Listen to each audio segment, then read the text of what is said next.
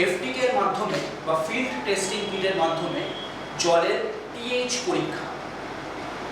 এইটা হচ্ছে আমাদের এফটিকে বা ফিল্ড টেস্টিং কিট, যার মাধ্যমে আমরা জলের পিএইচ পরীক্ষা করব। আমরা একে একে দেখে নেব যে আমাদের কি কি কম্পোনেন্টস আছে এই কিটের মধ্যে। এটি হচ্ছে রিয়েজেন্ট। এই রিয়েজেন্টটির মাধ্যমে আমাদের পিএইচ পরীক্ষা করতে হবে। এটি হচ্ছে স্যাম্পলিং সিরিঞ্জ। এটির মাধ্যমে আমাদের স্যাম্পলটিকে তুলতে হবে। এটা হচ্ছে আমার কালার চার্ট, যেটা আমাকে টেস্টিং এর পর বুঝিয়ে দেবে যে আমার স্যাম্পলে কত পিএইচ ভ্যালু হলো। আর এটা হচ্ছে আমার রিঅ্যাকশন বটল, যে বটলের মধ্যে স্যাম্পল এবং এই রিয়েজেন্টের মিশ্রণটা ঘটে টেস্টিংটা হবে, এবং আলটিমেটলি আমি এটার সাথে কালারটা মিলিয়ে জানতে পারবো যে যে জলের নমুনা বা স্যাম্পল আমরা পরীক্ষা করছি তার পিএইচ ভ্যালু কত। এই চারটে জিনিস এরকম একটা কম্প্যাক্ট বক্সের মধ্যে দেওয়া হয়। এই চারটি এই বক্সের ভেতর ঢুকে যায়, এবং এটাই হচ্ছে কিটের সাইজ এবং এটাই হচ্ছে কিটের পরিমাণ। তো এইবারে আমরা পিএইচ টেস্ট শুরু করব এফটিকে এর মাধ্যমে। এর জন্য আমাদের লাগবে একটি স্যাম্পল। আমরা এই স্যাম্পলটিকে ব্যবহার করব। আমরা স্যাম্পলটা প্রথমে এই বিকারে নিয়ে নেব। এই স্যাম্পল বা বিকার কোনটাই কিন্তু কিটের পার্ট নয়, কিটের শুধু এই চারটি। এটা আমার স্যাম্পল, যেটা আমি যখন ফিল্ডে করব বা গ্রাউন্ড লেভেলে করব তখন আমার এফএইচটিসি বা যে কোনো স্যাম্পল হতে পারে। তো প্রথমে আমি যেটা করব সেটা হচ্ছে যে আমি স্যাম্পলটা এই বিকারে নিয়ে নেব।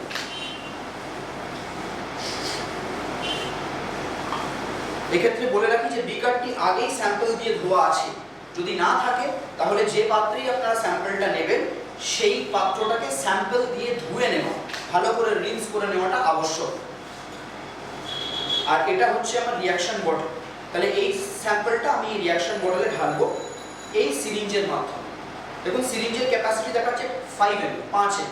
তো আমাকে পুরো 5 ml স্যাম্পল কিন্তু এই সিরিঞ্জে তুলে নিতে হবে। সেটাই আমি করবো এখন।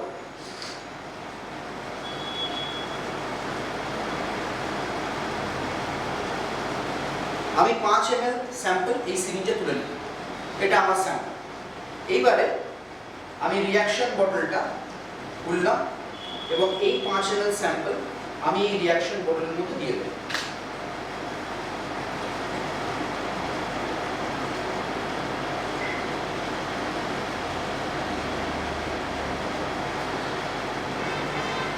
আবারও বলছি, রিঅ্যাকশন বটলটি প্রত্যেকবার যে স্যাম্পল দিয়ে টেস্ট করা হবে সেই স্যাম্পল দিয়ে ভালো করে ধুয়ে নিতে হবে, তারপরেই স্যাম্পল ঢালতে হবে।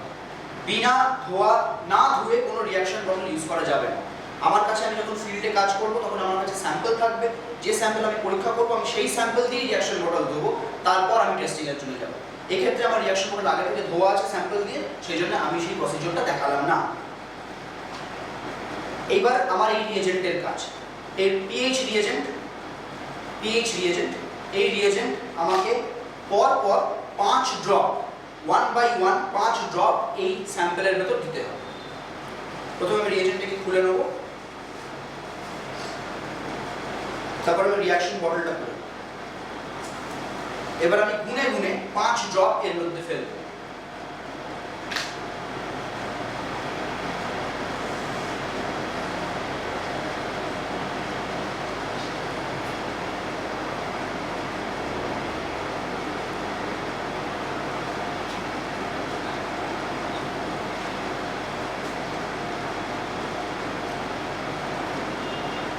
এবার আমি গুনে গুনে 5 ড্রপ এর মধ্যে ফেলব। 1 ড্রপ, 2 ড্রপ, 3 ড্রপ, 4 ড্রপ ও 5 ড্রপ।